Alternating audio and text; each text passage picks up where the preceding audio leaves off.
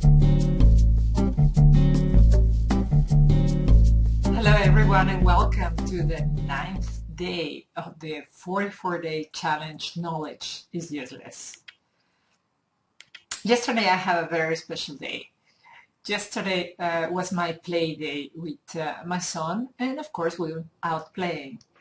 We went out playing, and you know, where there are children there are moms, and where there are children and moms comes up four little word: fear.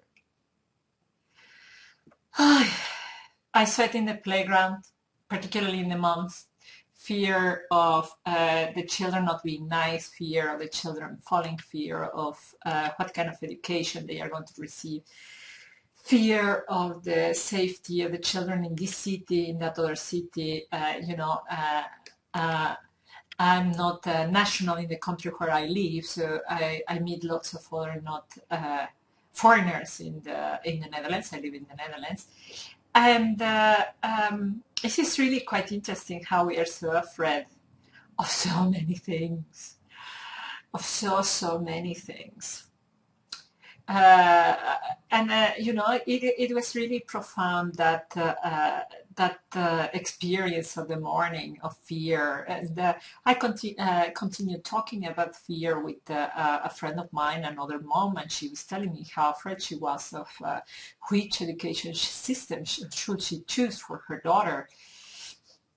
And I just kept reflecting on that the rest of the day.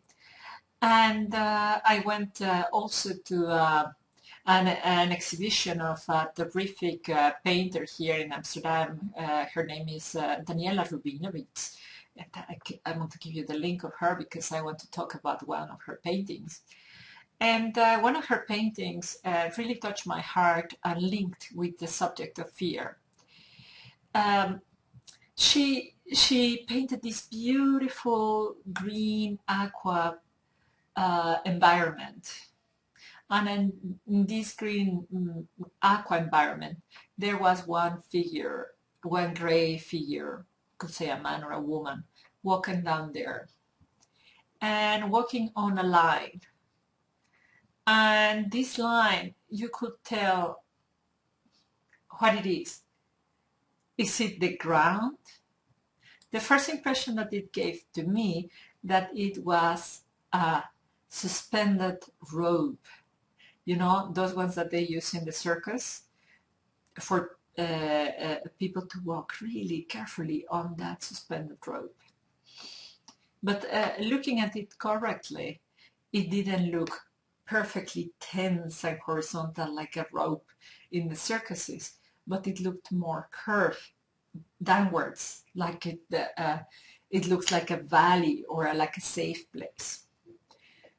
And then it came to me the idea of fear.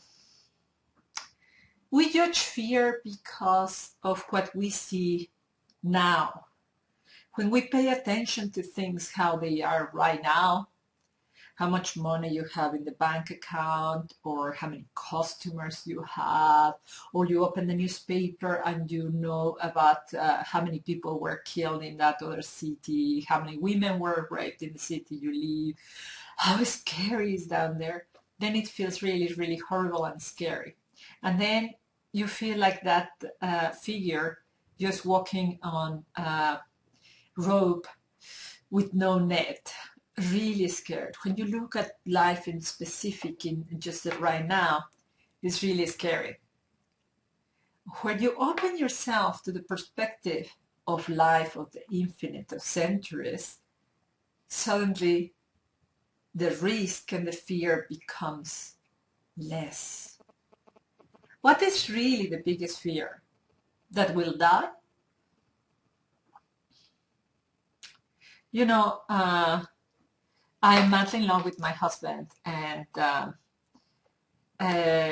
when we got together, I was just so delighted that I had finally, after all these years, fell in love and be corresponded back, that I was terrified of losing him. And one day he was late coming back home, and I was terrified, you know. I was terrified that he would die. And then I realized that his death would be more terrifying for me than if he stopped loving me. And I got myself into the vision of losing him.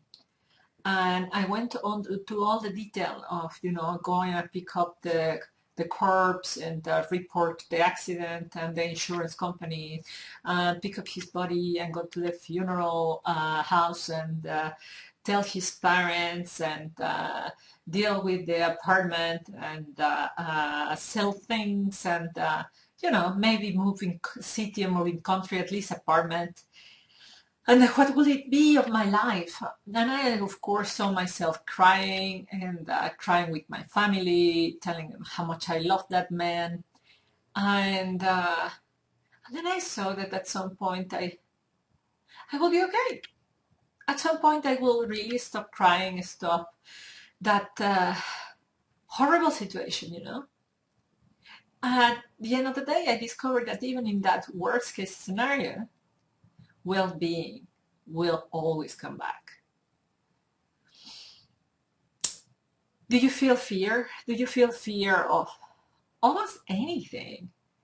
Not having enough money, not having enough customers, aggression in in your city, danger for your children. Put it in the big perspective. Look at it from the outside. Look at it from the perspective of years. There is nothing to be afraid of. We are more powerful than we have led to believe. If you want, get yourself, into the worst case scenario and really distill it to the ultimate detail, and you will find that well-being is the order of the day, is what your children deserve, is what your customers deserve, is what you deserve, is what life is all about. And what you will get if you concentrate on that. The other side of the thing is, really walk out of circumstances where people are talking about the common fear. I am a mother. I don't want to be close to people talking about pedophiles. I don't want to be talking about horror stories about birth. I don't want to be talking about bankruptcies. I'm a business owner, etc.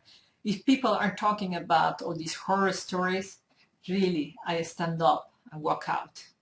So now, 2 things for today.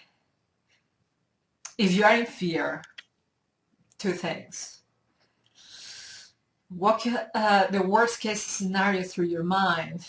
Distill it to the minimum or to the ultimate detail, and you will see that you will be safe. Second, run away from everything that says fear. Throw away the television out of your house. Throw away that newspaper. Get yourself surrounded with well-being, and more well-being will come your way. Have a great day.